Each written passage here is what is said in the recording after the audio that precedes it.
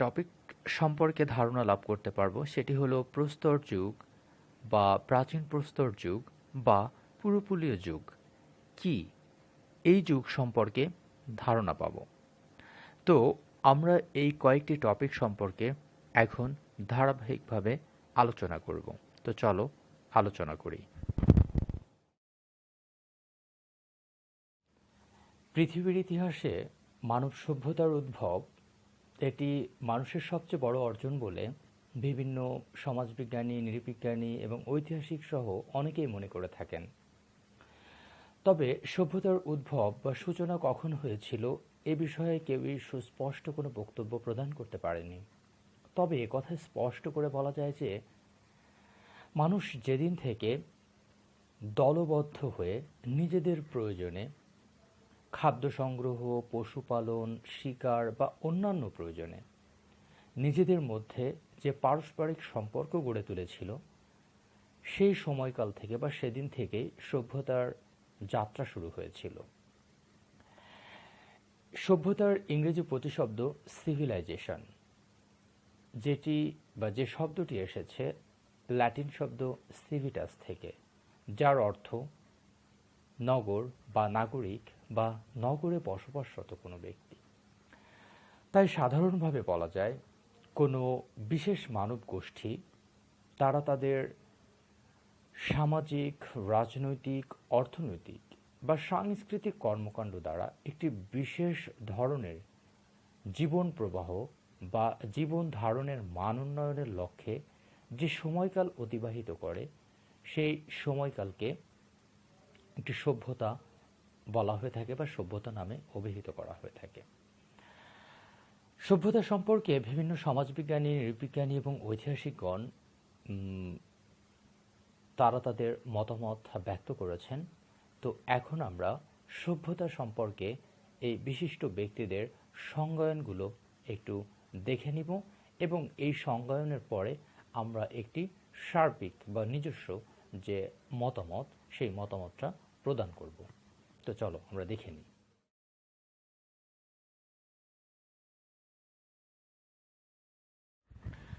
সভ্যতার সংজ্ঞায় নৃবিজ্ঞানী ইবি টেইলর মনে করেন, সমাজের সদস্য হিসেবে মানুষ যেসব অভ্যাস ও দক্ষতা লাভ করে এবং যেসব জ্ঞান ও বিশ্বাস, শিল্প, আইন, নৈতিকতাবোধ, আচার আচরণ গড়ে তোলে, সেগুলোই তার সংস্কৃতি বা সভ্যতা।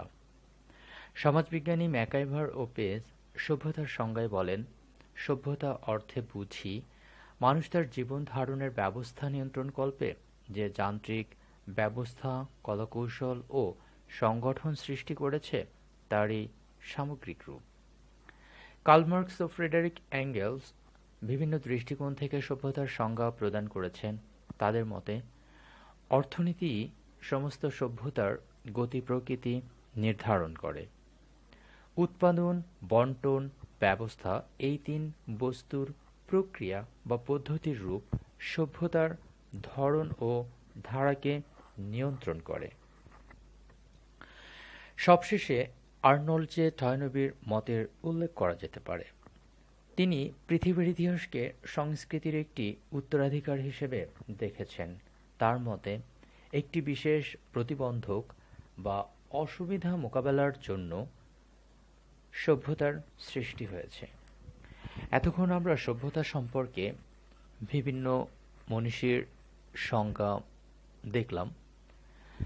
তো সবশেষে বলা যায়, বর্বরতা থেকে বন্যতা এবং বন্যতা থেকে উত্তরণের মাধ্যমে পৃথিবীতে সভ্যতার সূচনা হয়। তবে সভ্যতা বলতে আমরা প্রকৃত পক্ষে মানব সভ্যতার শুরু থেকে বর্তমানকাল সময় পর্যন্ত সমাজের ক্রমবিবর্তনের পর্যায়ক্রমিক ইতিহাসকে বুঝি। প্রকৃত অর্থে সভ্যতা একটি দীর্ঘ ও ধারাবাহিক প্রক্রিয়া। এতক্ষণ আমরা সভ্যতা সম্পর্কে আলোচনা করলাম। এখন আমরা সভ্যতার উপাদানগুলো কি কি রয়েছে সেগুলো নিয়ে আলোচনা করব।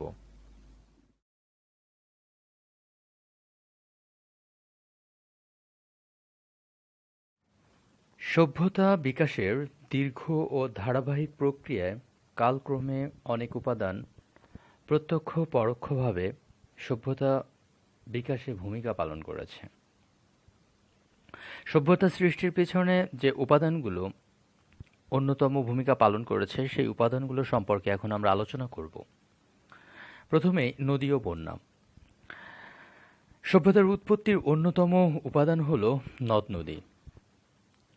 উদাহরণস্বরূপ উল্লেখ করা যেতে পারে মিশরের সভ্যতার কথা, যে মিশরের সভ্যতা গড়ে উঠেছিল নীল নদের তীরে।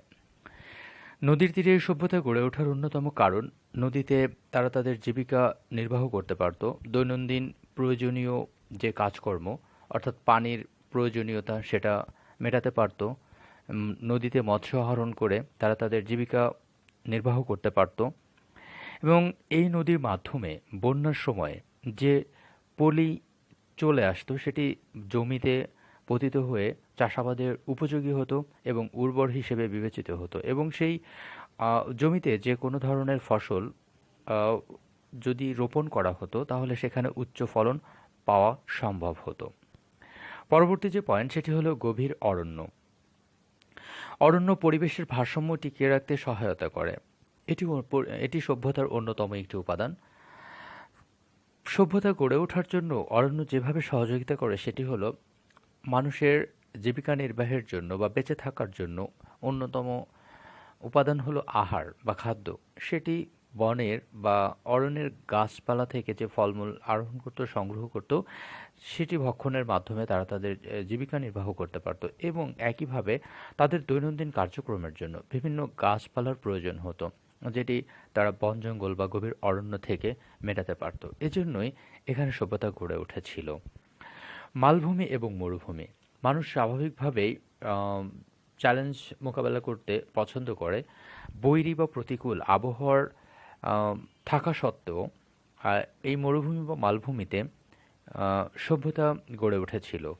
যেমন উদাহরণস্বরূপ এখানে বলা যেতে পারে আরব ভূখণ্ডের কথা। সমুদ্র। সভ্যতা গঠনের অন্যতম আরেকটি উপাদান হল সমুদ্র। সামুদ্রিক প্রতিবন্ধকতা সভ্যতা সৃষ্টির পেছনে গুরুত্বপূর্ণ ভূমিকা পালন করে থাকে। উদাহরণস্বরূপ বলা যেতে পারে ইজিয়ান দ্বীপে যারা সভ্যতা গড়ে তুলেছে তারা সামুদ্রিক অনেক বাধা বিপত্তি অতিক্রম করতে হয়েছে তাদের।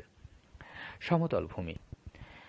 সমতল ভূমি সভ্যতার উৎপত্তি ও বিকাশের ক্ষেত্রে সবচেয়ে গুরুত্বপূর্ণ ভূমিকা পালন করেছে, কারণ মানুষ যখন প্রাকৃতিক যে প্রতিবন্ধকতা বা প্রতিকূল পরিস্থিতির সম্মুখীন হয়েছে তখনই মানুষ খুব শান্তিতে বসবাসের জন্য তারা সমতল ভূমি এর অন্বেষণ করেছে, এবং সমতল ভূমি সেখানে তারা বসবাস করে খুব স্বাচ্ছন্দ্য বোধ করেছে।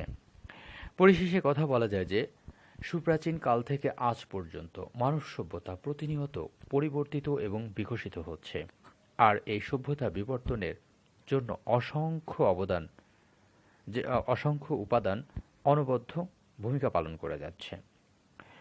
অতএব এই উপাদানগুলো ছাড়া সভ্যতা যে কোনোভাবেই প্রতিষ্ঠিত হওয়া সম্ভব নয় সেটি বলার আর অপেক্ষা থাকে না। এতক্ষণ আমরা সভ্যতার উপাদান সম্পর্কে আলোচনা করলাম। এখন আমরা সভ্যতার উপাদানের পরবর্তী যে টপিক সেটি হলো নদী তীরবর্তী যে সভ্যতা গড়ে উঠেছিল সেই সভ্যতাগুলোর বৈশিষ্ট্য সম্পর্কে জেনে নিব। তো চলো আমরা জেনে নিই।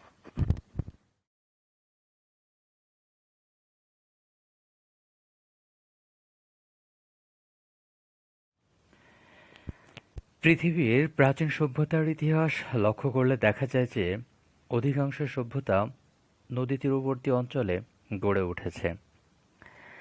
আর এই নদী তীরবর্তী অঞ্চলে গড়ে ওঠা সভ্যতাগুলো নদী তীরবর্তী সভ্যতা নামে পরিচিত। প্রাচীনকালে যোগাযোগ ব্যবস্থার অন্যতম মাধ্যম ছিল নদীপথ। এছাড়া নদী তীরবর্তী অঞ্চলগুলো কৃষিকাজের জন্য খুবই উপযোগী এবং অনুকূল পরিবেশের ছিল। ফলে নদীপথকে কেন্দ্র করে কৃষি ব্যবস্থা থেকে শুরু করে ব্যবসা বাণিজ্য পর্যন্ত তার প্রসারও ঘটেছিল এই অঞ্চল দিয়ে, যার ফলে নদীকে কেন্দ্র করে গড়ে উঠেছিল এই সভ্যতাগুলো এবং বিকশিতও হয়েছিল। আমরা এখন পয়েন্ট আকারে নদী তীরবর্তী সভ্যতার বৈশিষ্ট্যসমূহ আলোচনা করব। কৃষিভিত্তিক নির্ভরশীলতা। নদী তীরবর্তী সভ্যতাগুলো মূলত কৃষিকাজের উপর নির্ভরশীল ছিল। অর্থাৎ এই নদী তীরবর্তী সভ্যতাগুলোর মূল চালিকা শক্তি ছিল কৃষি নির্ভর। এই কৃষির উপরে নির্ভর করে তারা তাদের জীবন ও জীবিকা নির্বাহ করত। অর্থাৎ যদি তারা ফসল উৎপাদন করতে পারত তাহলে তাদের জীবন জীবিকা খুবই সহজ হতো।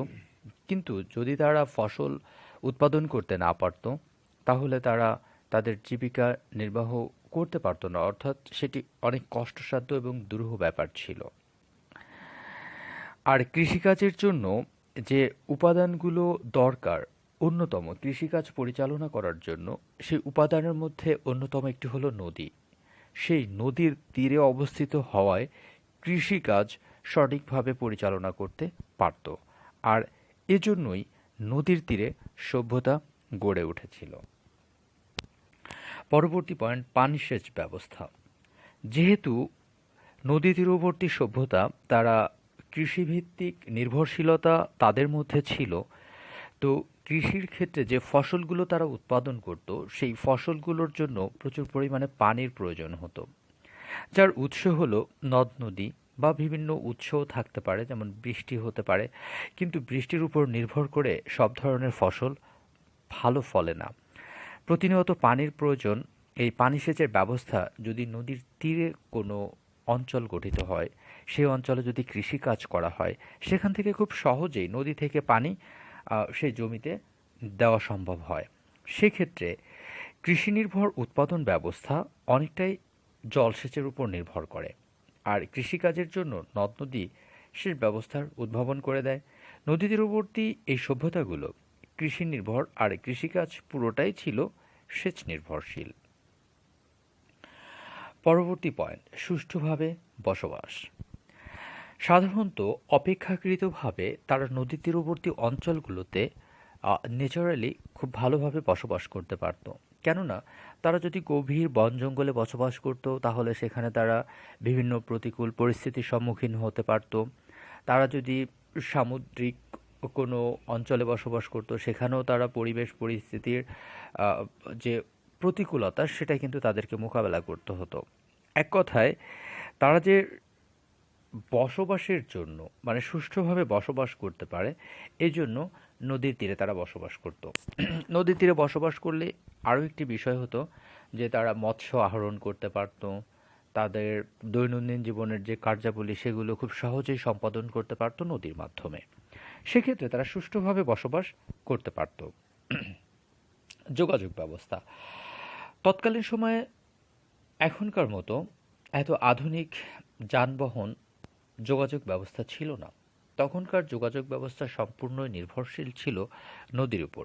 অর্থাৎ ব্যবসা বাণিজ্যের ক্ষেত্রে নদীর উপরই তাদেরকে নির্ভরশীল থাকতে হতো। এক অঞ্চল থেকে আরেক অঞ্চলে যাতায়াতের জন্য তারা নদীকেই ব্যবহার করত। অর্থাৎ যোগাযোগ ব্যবস্থার ক্ষেত্রে মানুষের যাতায়াতের জন্য এটি ছিল সবচেয়ে সহজতম উপায়। আর নদীপথে যাতায়াত খুবই সহজ ছিল বিধায় নদীর তীরে এই সভ্যতাগুলো গড়ে উঠেছিল। পেশাজীবী শ্রেণীর বিকাশ। নদীর তীরের সভ্যতার যে একটা সামাজিক শ্রেণীর যে বিকাশ সেটি কিন্তু দেখতে পাওয়া যায়।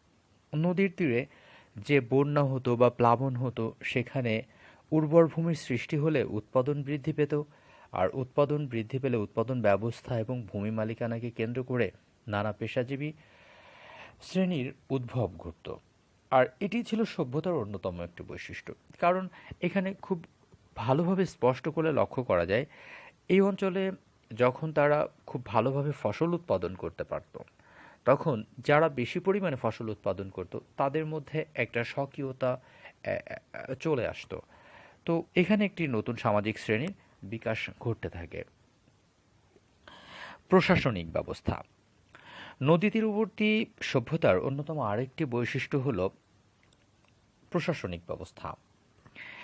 কৃষি অর্থনীতির ফলে যে পানি সেচ, বন্যা নিয়ন্ত্রণ, পানি নিষ্কাশন, ভূমি দেখাশোনা বা প্রশাসন, এই ব্যাপারগুলো ইত্যাদি সমন্বয়ে দেখাশোনা করার জন্য তাদের মধ্যে একটি প্রশাসনিক ব্যবস্থা গড়ে ওঠে, যার মাধ্যমে সার্বিক ব্যাপারগুলো পরিলক্ষিত মানে পর্যবেক্ষণ করা হয়। এই বিষয়গুলো তারা সচেতনভাবে দেখতে থাকে। আর প্রশাসনিক ব্যবস্থা যত বেশি উন্নত ছিল, সেই অঞ্চলে মানুষ তত স্বাভাবিকভাবে জীবনযাপন করত, তাদের বিপদাপদ থেকে দূরে থাকতো, ফসল উৎপাদনের ক্ষেত্রে তারা আরও বেশি ফসল উৎপাদন করতে পারত। পানি, বন্যার পানির যে নিয়ন্ত্রণ, সেই নিয়ন্ত্রণের জন্য তারা কাজ করত। অর্থাৎ মানুষের কল্যাণের জন্য প্রশাসনিক ব্যবস্থাটা বিদ্যমান ছিল। সম্পদ আহরণের সুবিধা। নদী তীরবর্তী সভ্যতার আরেকটি অন্যতম প্রধান বৈশিষ্ট্য হলো যে এই নদী তীরবর্তী অঞ্চলে বসবাসরত জনগোষ্ঠী খুব সহজেই তারা সম্পদ আহরণ করতে পারত। সেটা যদি বলি, পাহাড় পর্বত থেকে বনজ বা খনিজ সম্পদ আরোহণ ইত্যাদি সুযোগ সুবিধার কারণে নদী তীরবর্তী অঞ্চলে তারা কিন্তু বসবাস করত। তারা নদী থেকে অনেক সময় বিভিন্ন মূল্যবান জিনিসপত্র পেত। তারা নদী তীরবর্তী অঞ্চলে বসবাস করার ফলে আশেপাশে অঞ্চলে পাহাড় থাকলে বা পাশে বন জঙ্গল থাকলে সেখান থেকে তারা সম্পদ আরোহণ করতে পারত। অর্থাৎ যে নদী তীরবর্তী অঞ্চলে বসবাস করার কারণে এক স্থান থেকে আরেক স্থানে যাতায়াতের জন্য বাহন হিসেবেও তারা এই নদীকে ব্যবহার করতে পারত। অর্থাৎ সম্পদ তারা আরোহণ করে এক স্থান থেকে আরেক স্থানে আনার জন্য নদীপথটাকেই বেছে নিত। ব্যবসা বাণিজ্যের সুবিধা, একথা আমরা যোগাযোগের ক্ষেত্রে বলে এসেছি, আবারও বলি। ব্যবসা বাণিজ্যের জন্য অন্যতম একটি পথ ছিল হচ্ছে নদীপথ। অর্থাৎ এক স্থান থেকে আরেক স্থানে মালামাল ব্যবসা বাণিজ্যের জন্য পাঠাতে বা আনতে বা ব্যবসা বাণিজ্যের ক্ষেত্রে আমদানি রপ্তানি বাণিজ্যের ক্ষেত্রে খুব সুযোগ সুবিধা তারা পেত। যুদ্ধবিগ্রহ। এই নদী তীরবর্তী অঞ্চলে মানুষ বসবাস করত প্রতিযোগিতা করে টিকে থাকার জন্য। প্রবল স্পৃহা মানুষের মধ্যে যে তার মনের মধ্যে সুপ্ত অবস্থা বিরাজমান ছিল, তার দৃষ্টান্ত কিন্তু নদী তীরবর্তী সভ্যতায় পাওয়া যায়। যুদ্ধ তীরবর্তী নদী তীরবর্তী অঞ্চলে যুদ্ধবিগ্রহ সভ্যতার আরেকটি বৈশিষ্ট্য বলা চলে। নদী তীরবর্তী অঞ্চলে খাদ্য উৎপাদন বৃদ্ধি পাওয়ার জন্য খাদ্যের মজুদের প্রবণতা লক্ষ্য করা যেত। ফলে এই অঞ্চলে যুদ্ধবিগ্রহ দেখা যেত। হঠাৎ করে কোনো অঞ্চলে যদি চর জেগে উঠত, সেই চরের মালিকানা দাবির জন্য বিভিন্ন পক্ষের মধ্যে, বিভিন্ন ব্যক্তির মধ্যে যুদ্ধবিগ্রহ বা দ্বন্দ্বের সৃষ্টি হতো। একইভাবে যদি কোনো ব্যক্তি বেশি অঞ্চলে ফসল উৎপাদন করে, তাহলে সে বেশি ফসলের মালিক হবে।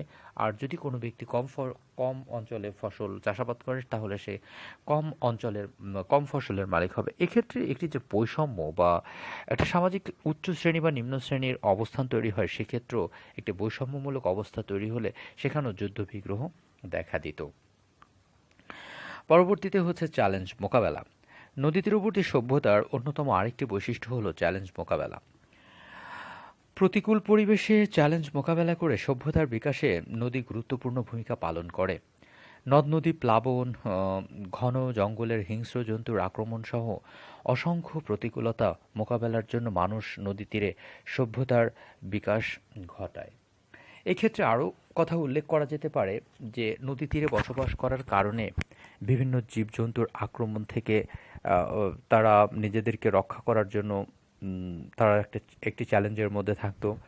আবার এই অঞ্চলে নদী তীরবর্তী অঞ্চল হওয়ায় বিভিন্ন সময় বন্যায়, প্লাবনে যদি অঞ্চল ডুবে যেত, সেক্ষেত্রে তারা প্রতিকূল পরিস্থিতির সম্মুখীন হতো। সেক্ষেত্রেও তারা চ্যালেঞ্জের মধ্য দিয়ে জীবনযাপন করত। তো চ্যালেঞ্জ আসলে প্রত্যেকটা মানুষের জীবনেই রয়েছে। সেই হিসাব করলে নদী তীরবর্তী অঞ্চলগুলোতে তারা যে সুযোগ সুবিধা পেত, সেই সুযোগ সুবিধা তুলনায় চ্যালেঞ্জগুলো গ্রহণ করা যেতেই পারে। সেই দিক থেকে তারা নদী তীরবর্তী অঞ্চলে সভ্যতা গড়ে তোলার ক্ষেত্রে বা বসবাসের জন্য নিজেদেরকে ওখানে প্রতিষ্ঠিত করতে চেয়েছিল। এজন্য এখানে সভ্যতা গড়ে উঠেছিল। এবং পরিশেষে কথা বলা যায় যে উপযোগী আবহাওয়া, খাদ্যের স্বয়ংসম্পূর্ণতা ইত্যাদির কারণে নদী তীরে মানব সভ্যতার বিকাশ ঘটে। নদী তীরবর্তী সভ্যতাগুলোর বিভিন্ন নদীকে কেন্দ্র করে গড়ে ওঠায় প্রত্যেকটির মধ্যে স্বতন্ত্র বৈশিষ্ট্য বিদ্যমান রয়েছে।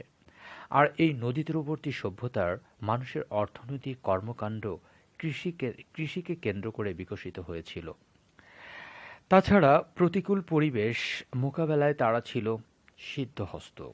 তাই সভ্যতা বিকাশে নদী তীরবর্তী সভ্যতার বৈশিষ্ট্য ছিল অন্যতম গুরুত্বপূর্ণ। এতক্ষণ আমরা নদী তীরবর্তী সভ্যতার বৈশিষ্ট্য সম্পর্কে আলোচনা করলাম।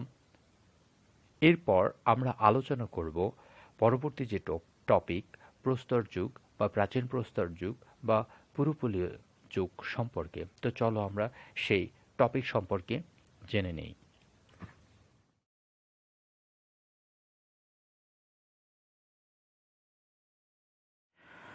মানব সমাজের উৎপত্তি ও ক্রমবিকাশ চিহ্নিত করার জন্য ঐতিহাসিকরা ইতিহাসের কাল বিভাজন করেছেন।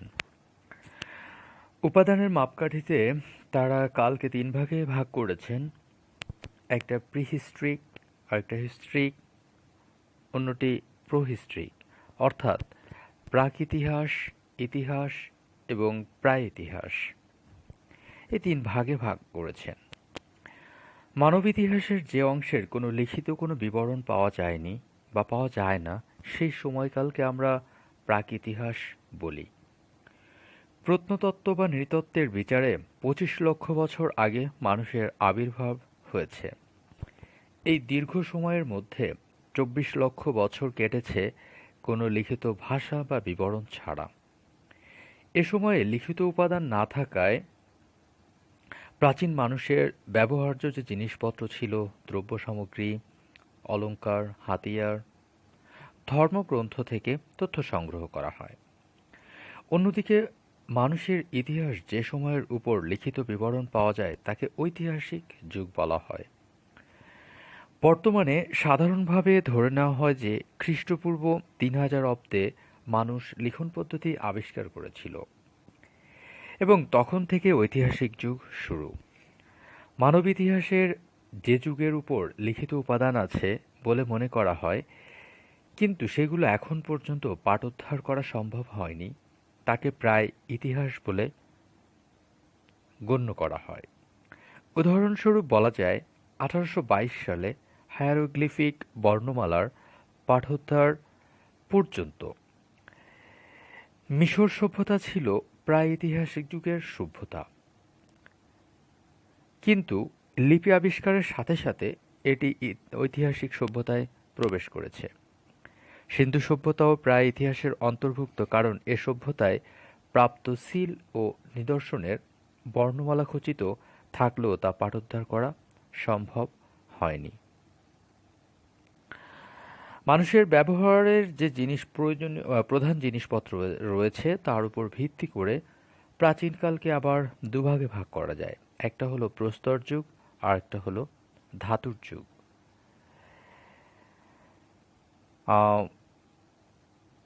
প্রাচীনকালকে দুই ভাগে ভাগ করা হচ্ছে।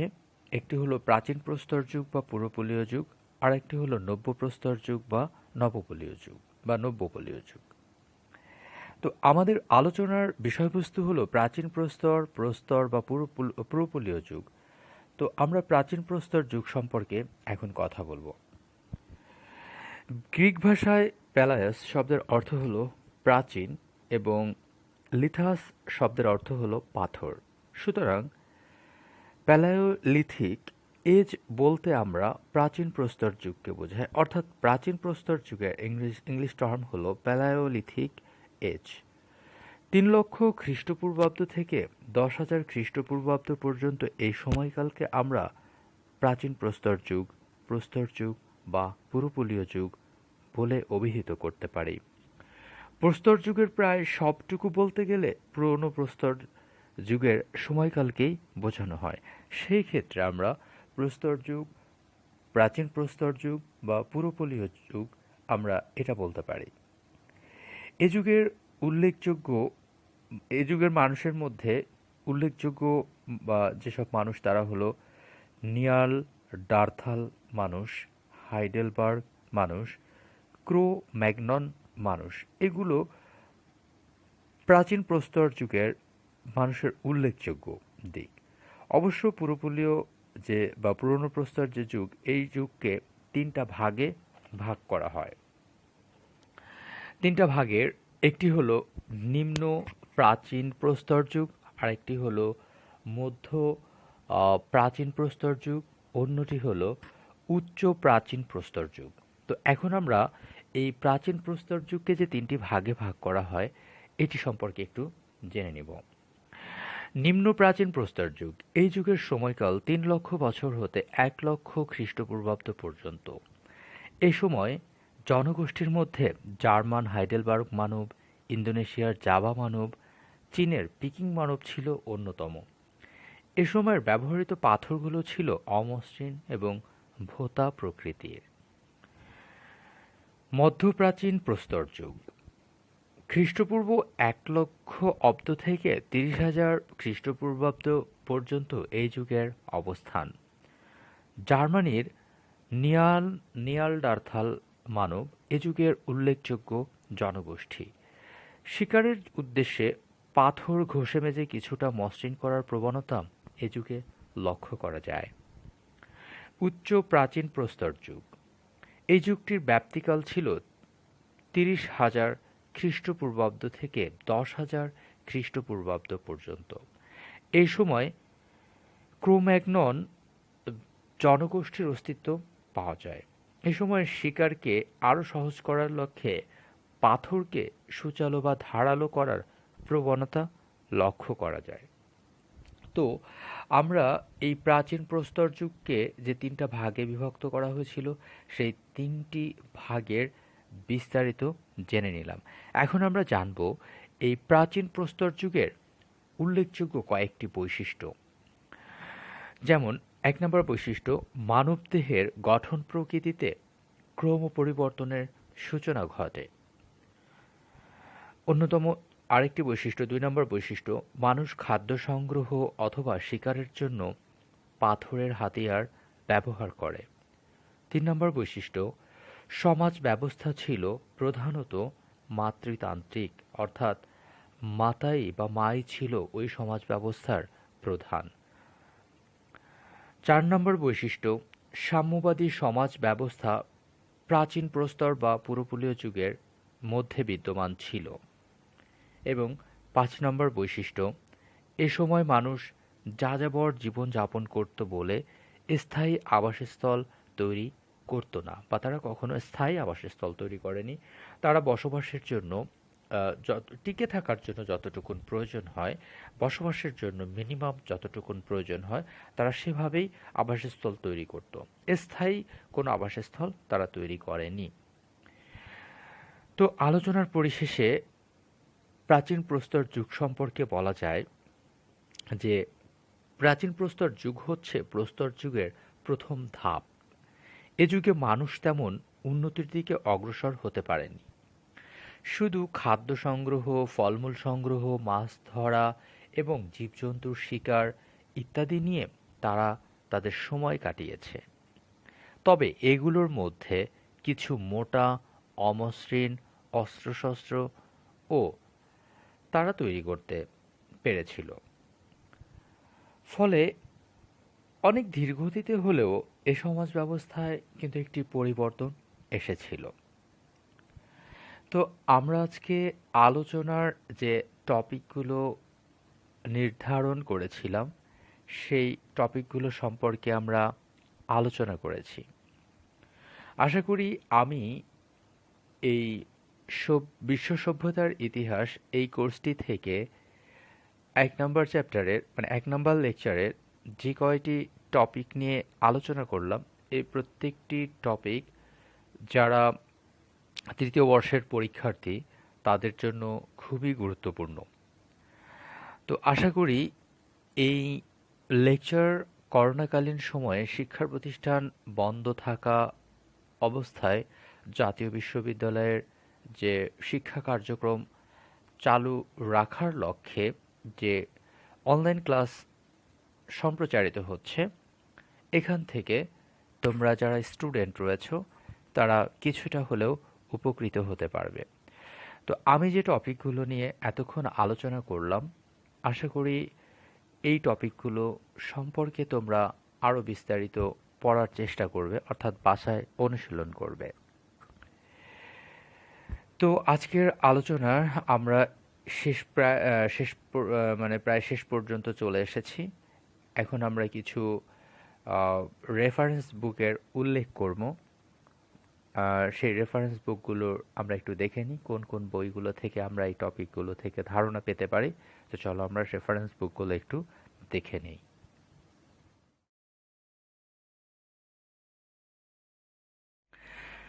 এতক্ষণ আমরা যা আলোচনা করলাম সে আলোচনার তথ্যগুলো যে বইগুলো থেকে সংগ্রহ করা হয়েছে সে রেফারেন্স বইগুলোর নাম আমি উল্লেখ করছি। সভ্যতার ইতিহাস প্রাচীন ও মধ্যযুগ, ডক্টর আবু মোহাম্মদ দেলোয়ার হোসেন স্যার এবং মোহাম্মদ আব্দুল কুদ্দুস স্যার। তাদের এই বইটি যে সভ্যতার ইতিহাস, এটি বাংলাদেশে ব্যাপক প্রচলিত একটি বই। মোটামুটি সবাই পড়ে এই বইটি।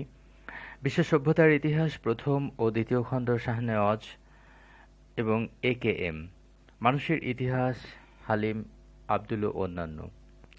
যারা ইংলিশ রাইটারের বই পড়তে চায় তারা চাইলে দুটি বই পড়তে পারে। World history at a glance, লন্ডনের বইটি, লিখেছে Reither and Joseph. World civilization বইটি করাচির, লিখেছে রালফ অ্যান্ড বার্নস। মূলত আমরা বই পড়লে তথ্য তথ্যগুলো নির্ভুলভাবে পাবো এবং বই পড়লে জ্ঞানের সমৃদ্ধি ঘটবে। তো আশা করব হয়তো সবগুলো বই তোমাদের দ্বারা পড়া সম্ভব হবে না, অ্যাটলিস্ট একটা বা দুইটা বই যেন তোমরা এখান থেকে পড়ো, এতটুকুন আশা তো করতেই পারি। তো তোমরা বইগুলো থেকে তথ্য নিয়ে রেফারেন্স উল্লেখ করবে। তোমরা যখন কোনো তথ্য খাতায় লিখবে তখন অবশ্যই ওই তথ্যটা কোন বই থেকে নেওয়া হয়েছে এবং ওই বইয়ের রাইটারকে এই রেফারেন্স উল্লেখ করলে সেটা তোমাদের লেখার মান বৃদ্ধি করবে। তো আশা করি এটা তোমরা মাথায় রাখবে।